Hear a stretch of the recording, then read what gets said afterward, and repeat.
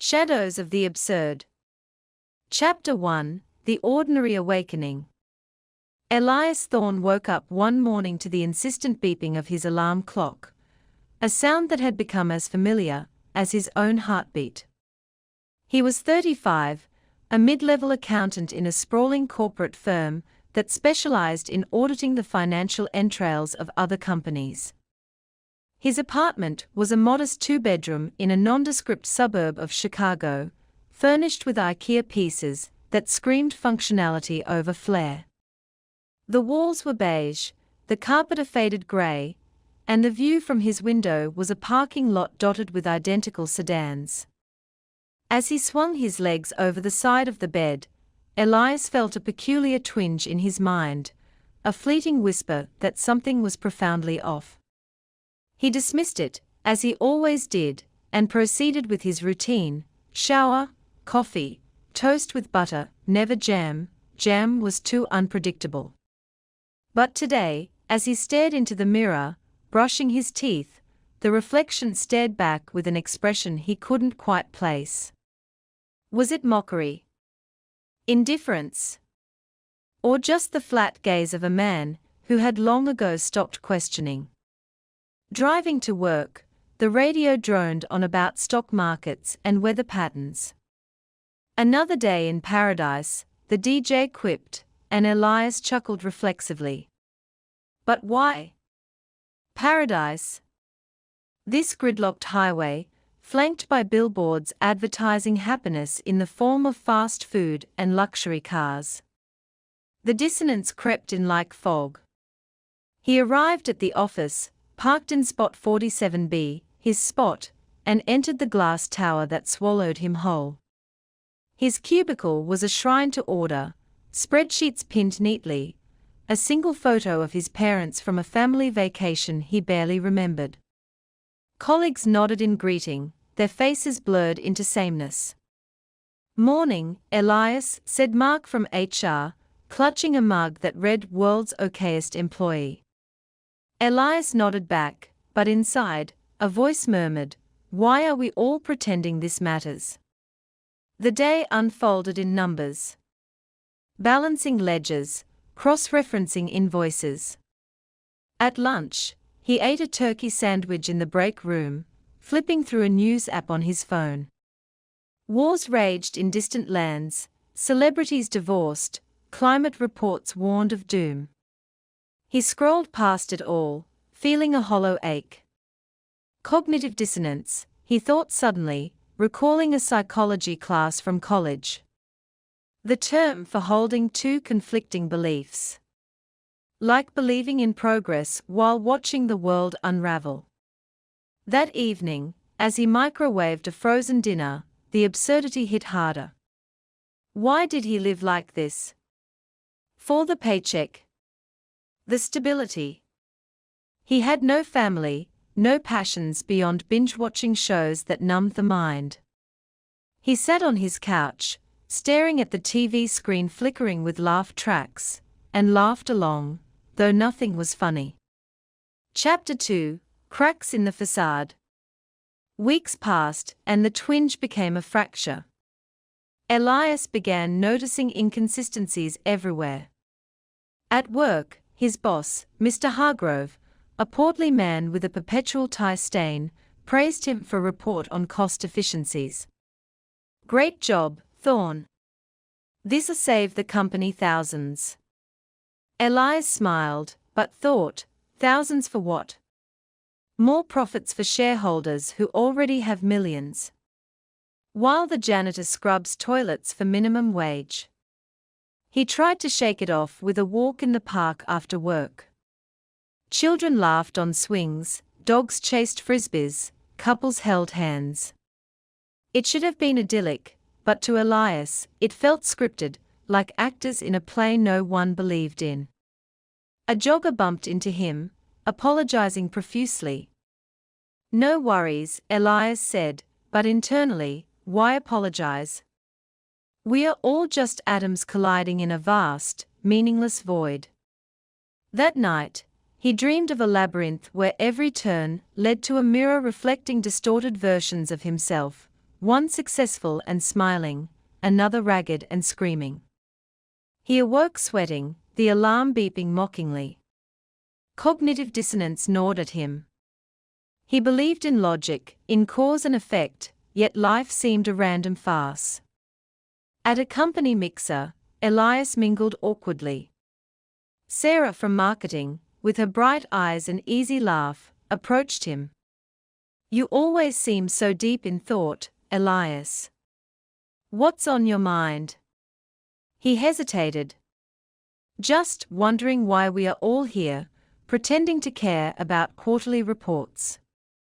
She laughed, thinking it a joke. "Oh, you're funny. Lighten up, life's too short." But her words echoed, "Too short for what?" This charade. He left early, wandering the city streets.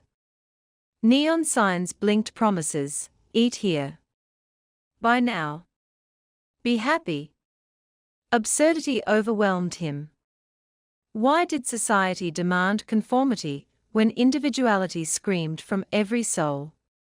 He bought a hot dog from a vendor, but as he bit into it, the taste was ash. Dissonance, he thought. I crave meaning, but devour emptiness. Chapter 3: The Descent into Doubt.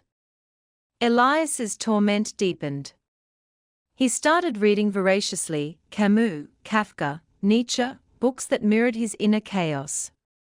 The myth of Sisyphus became his Bible, the absurd hero pushing a boulder uphill, only for it to roll back.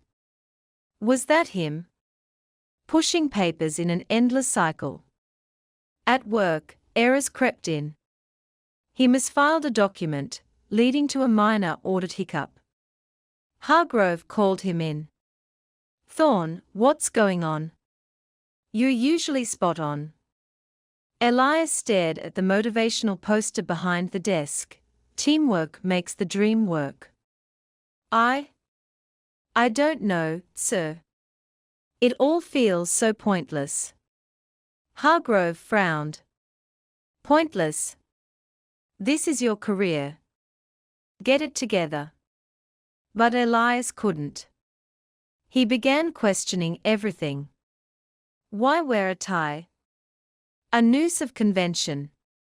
Why commute? To pollute the air for a desk job. Cognitive dissonance raged. He knew he needed money to survive, yet survival in this system felt like slow suicide. One weekend, he drove to the countryside, seeking solace in nature. Fields stretched endlessly, cows grazed indifferently. He hiked a trail, but even here, absurdity lurked. A sign warned, "Beware of bears." Bears? In this tamed wilderness? He laughed maniacally, startling a bird. Back home, he confided in his only friend, Tom, over beer. "It's like I'm living two lives, one where I function, and one where I see the farce." Tom nodded sympathetically. "Midlife crisis, buddy. Buy a sports car." But Elias saw the dissonance in Tom too, married with kids, yet complaining endlessly about his job.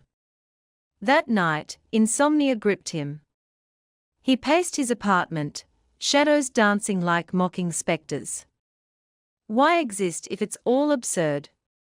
The thought terrified and liberated him. Chapter 4: Encounters with the Void. Elias quit his job impulsively, emailing his resignation at 3 a.m. "Irreconcilable differences with reality," he wrote. Hargrove called, bewildered. "Thorne, think this through." But Elias hung up, feeling a rush of freedom laced with dread. Unemployed, he wandered the city like a ghost. He volunteered at a soup kitchen, serving the homeless. Their stories pierced him: lost jobs, addictions, bad luck. "Life's a joke," one man said, toothless grin. Elias agreed, but dissonance struck. If it's a joke, why help? Yet not helping feels worse. He met Lena at a philosophy meetup in a dingy cafe. She was intense, with wild hair and eyes that saw through pretense. "Absurdity is the human condition," she said, quoting Sartre. "We create meaning in a meaningless world." They talked for hours, her passion igniting something in him. For the first time, the torment eased. But as they dated, cracks appeared. Lena believed in activism, protests, petitions. Elias joined her at a rally against corporate greed. Chants echoed, "People over profits."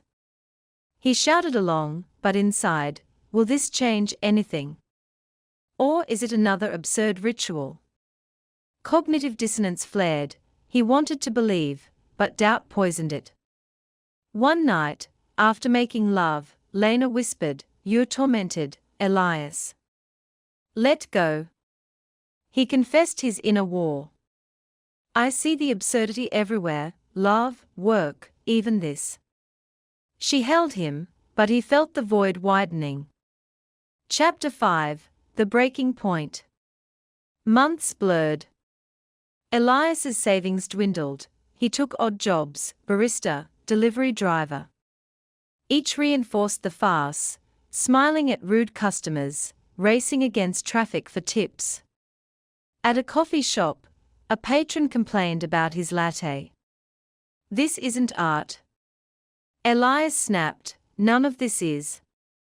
He was fired. Isolation deepened. Tom distanced himself. Lena left, saying, "Your doubt consumes you." Alone, Elias confronted the abyss. He stared at the ceiling, thoughts spiraling. Existence is absurd because we seek purpose in chaos. Dissonance arises from clinging to illusions. In a feverish haze, he wrote a manifesto, a rambling tome on the human comedy. We dance on the edge of nothingness, pretending our steps matter. He posted it online anonymously, watching comments flood in: agreement, ridicule, indifference. One response stood out: "Join us. We're the Absurdists."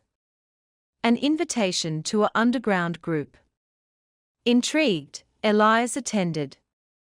In a basement, misfits gathered: artists, philosophers, dropouts. They shared stories of torment, laughing at the irony. For Elias, it was catharsis. "Embrace the dissonance," their leader said. "Revolt through creation." Inspired, Elias began writing poetry, absurd tales of everyday madness. His torment fueled art, turning pain into purpose.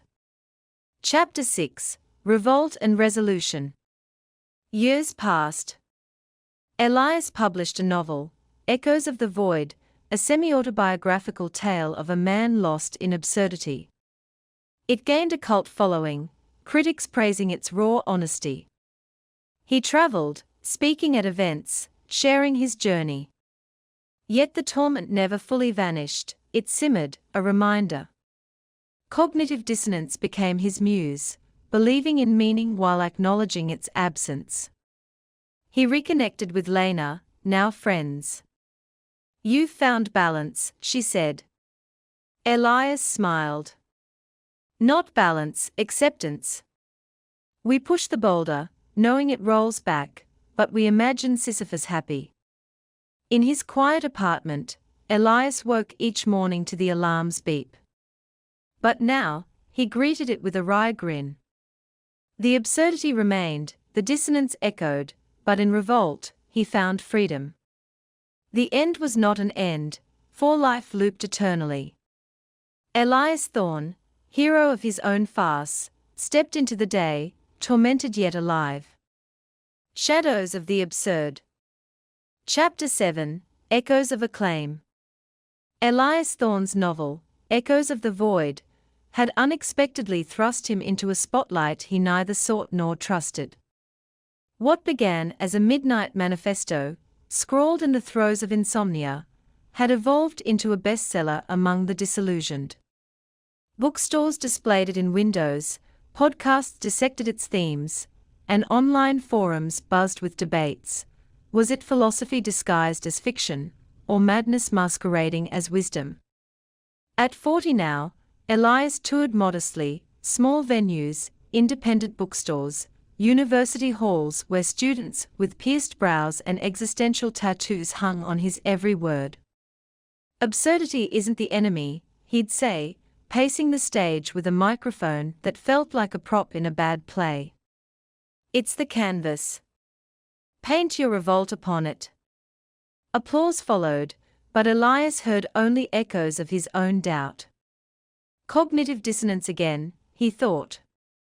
I preach acceptance, yet fame feels like another illusion. In New York, after reading at a dimly lit cafe in Greenwich Village, a young woman approached him. Her name was Myra, a grad student in literature, with sharp features and eyes that pierced like daggers of curiosity. Your book saved me, she said, clutching a dog-eared copy. I was drowning in the same void. Elias signed it with a flourish. To Myra, embrace the farce. Elias. But as she walked away, he wondered, saved? Or just distracted from the inevitable? Back in his hotel room, overlooking the chaotic symphony of Times Square, Elias stared at his reflection in the window. The neon lights flickered across his face, turning him into a kaleidoscope of colors. Success brought comfort, a steady income from royalties, invitations to speak, but the torment lingered. Why did praise feel hollow? Because, he realized, it clashed with his core belief, nothing truly matters. Dissonance roared. That night, he dreamed of Sisyphus not pushing the boulder, but signing autographs at its base, fans cheering as it rolled down eternally. Chapter 8: The Pool of the Past. Elias returned to Chicago, the city that birthed his awakening. His old apartment was gone, replaced by a condo he bought with book earnings, minimalist, with bookshelves groaning under tomes of existentialism. He reconnected with Tom, now divorced and bitter, over coffee in a chain cafe that symbolized everything Elias once despised. You've made it, man, Tom said, sipping a latte. Famous author, traveling the world. Jealous as hell. Elias stirred his black coffee, watching the swirls. Made it where? It's all the same loop. Write, speak, doubt. Tom laughed. Still the same old Elias. Lighten up, life's absurd, remember? But the conversation unearthed buried dissonance. Tom spoke of his kids, his ex-wife's new life, his dead-end job. Elias listened, feeling a pang. I escaped the corporate grind, but at what cost? Isolation. He invited Tom to a local reading, hoping to share his world. At the event, a heckler interrupted, if everything's absurd, why bother writing? Just give up. The crowd murmured. Elias paused, heart racing. Because revolt is the only sane response. We create meaning, even if it's fleeting. Applause drowned the heckler, but Elias felt fraudulence. Do I believe that, or is it just performance? Later, walking home through snow-dusted streets, Elias encountered a homeless man, the same one from the soup kitchen years ago. Hey, philosopher. Spare change for the void. Elias handed him a 20, but the man's grin mocked, charity. Another absurd gesture in an indifferent universe. Chapter 9: Fractures in the Facade. Myra reappeared in Elias's life via email, proposing a collaboration, a joint essay on modern absurdity for a literary journal. Intrigued, he agreed. They met in cafes, exchanged drafts over late-night calls. Her intellect challenged him, her optimism clashed with his cynicism. You're too pessimistic, she argued one evening in a Brooklyn bar, twirling a straw. Absurdity doesn't preclude joy. Elias leaned back. Joy. It's a bandage on the wound of existence. But her laughter infected him, stirring feelings he thought dormant since Lena. As their relationship deepened, walks in Central Park, debates over wine, the dissonance intensified. Myra believed in progress, social change, human connection. Elias saw cycles of futility. Love is absurd, he confessed one night, tangled in sheets. We cling to each other against the void.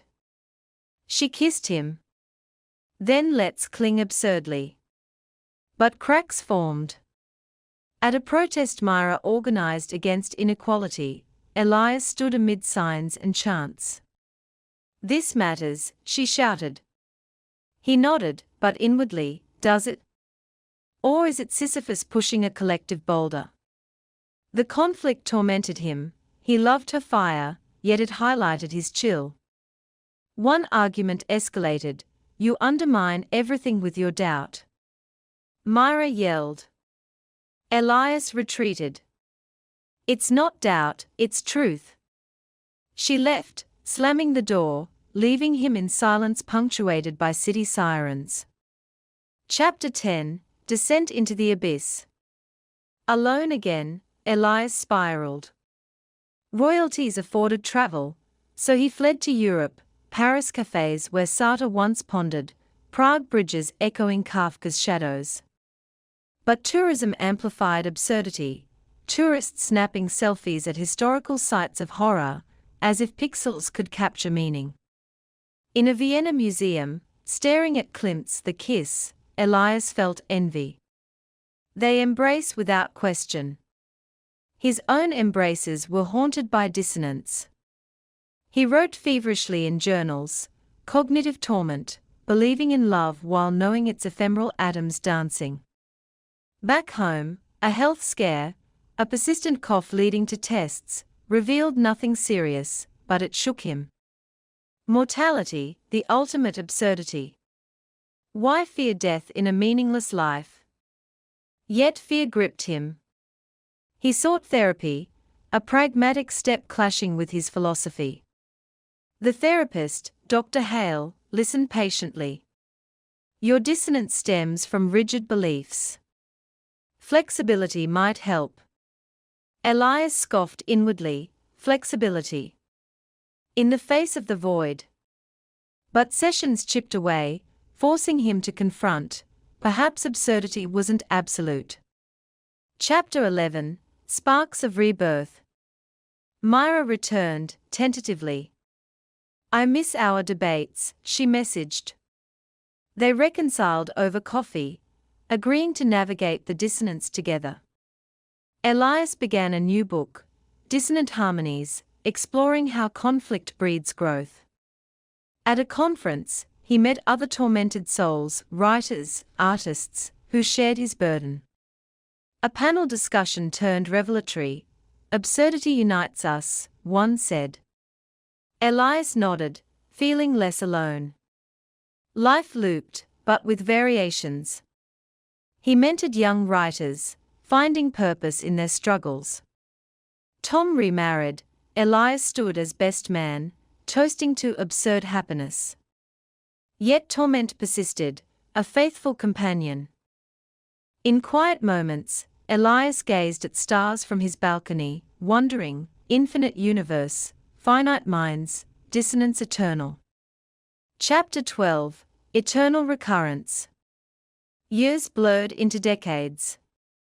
Elias, now graying, watched the world evolve, AI debating philosophy, climate crises amplifying urgency. His books became classics, studied in classrooms.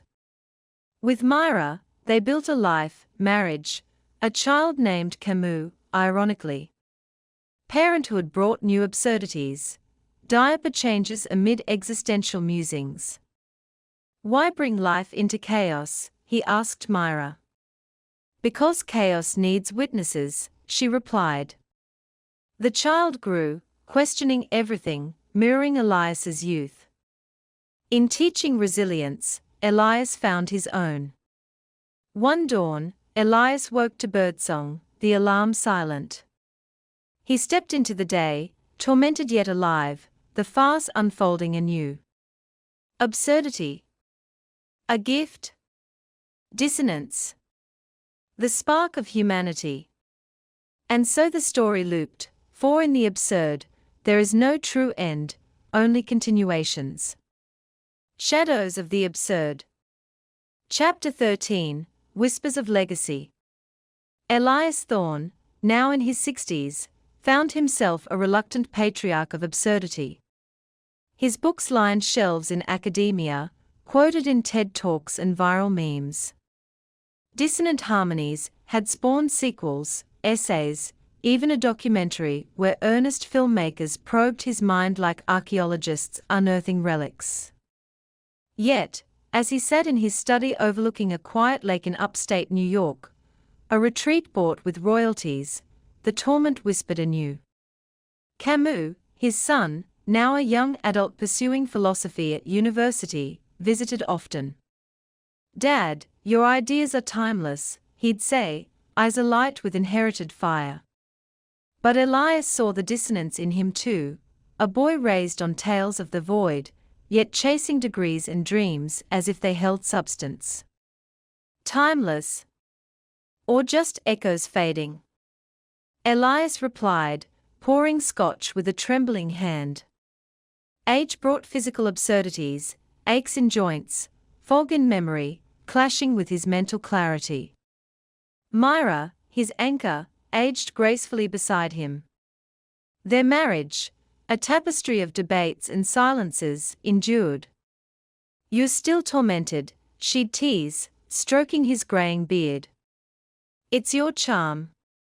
But Elias felt the weight. Love defies absurdity, yet time erodes it. Cognitive dissonance manifested in small ways, celebrating anniversaries while pondering entropy. One autumn evening, a letter arrived from a fan, a terminally ill woman thanking him for articulating her pain. "Your words make the farce bearable." Elias wept quietly, the first tears in years. If my torment helps others, is it purposeful? Or just shared delusion? He began a final book, Whispers from the Abyss, a collection of letters to his younger self. "Dear Elias," he wrote, "embrace the dissonance, it's the heartbeat of existence." Chapter 14, Shadows of Succession. Camus announced his engagement over dinner, introducing Aria, a vibrant artist with tattoos of existential quotes. "We are getting married in an absurd ceremony, no vows, just improved poetry," he grinned. Elias forced a smile, but inside, turmoil brewed. Marriage. Another institution of false permanence. Myra squeezed his hand, sensing the storm. The wedding was a spectacle, guests in mismatched attire, an officiant reciting Camus, the philosopher, not the sun. Elias gave a toast, to love in the face of nothingness, the ultimate revolt. Cheers erupted, but he retreated to the garden, staring at fireflies blinking like erratic stars. Cognitive dissonance clawed, joy for his son, sorrow for the illusions he'd inherit. Post-wedding, Elias mentored Aria in her art. Her paintings, chaotic swirls of color representing inner conflict, mirrored his soul. "You inspire me," she said. Elias nodded, but thought, inspire? Or infect with doubt? Health faltered. A diagnosis of early dementia loomed like a cruel joke. "The mind that questioned everything now questions itself," he quipped to Dr. Hale, still in therapy via video calls. Sessions delved deeper. "Your legacy is your revolt, Elias. Let it stand." Chapter 15, Fractured Reflections. As dementia's fog crept in, Elias's world fractured. Memories looped absurdly, cubicle days blending with book tours, Lena's face morphing into Myra's. He wandered the house at night, muttering to shadows. Why this torment? He'd ask the mirror, reflection mocking with forgetfulness. Camus moved in temporarily, helping with daily absurdities, reminders for pills, notes on fridge doors. Dad, fight it, he'd urge. Elias laughed bitterly. Fight? Sisyphus doesn't fight, he endures. Writing became erratic, pages filled with fragmented thoughts. Myra read them aloud. Dissonance is the crack where light enters, or darkness seeps. She held him as he wept. We've built meaning together. A lucid day brought clarity. Elias gathered family for a bonfire, burning old manuscripts. Let go of the illusions, he said, flames dancing. But inwardly, burning words. Absurd destruction of creation. Chapter 16, The Veil Thins. In his final years, Elias retreated inward. The lake house became a sanctuary, visitors rare. Fans sent letters, he responded sporadically, wisdom distilled, torment is universal, revolt personal. One winter night, snow blanketing the world in white absurdity, Elias sat by the window. Myra slept beside him, Camus called weakly. The dissonance softened, not resolved but accepted, like an old scar. He dreamed of the labyrinth again, but now he navigated it with ease, mirrors reflecting not distortion but wholeness. Awakening, he whispered to the dawn, the farce continues. Death came quietly, a heart giving way in sleep. Obituaries hailed him, philosopher of the absurd. At the funeral, Camus spoke, Dad taught us to question, to create amid chaos.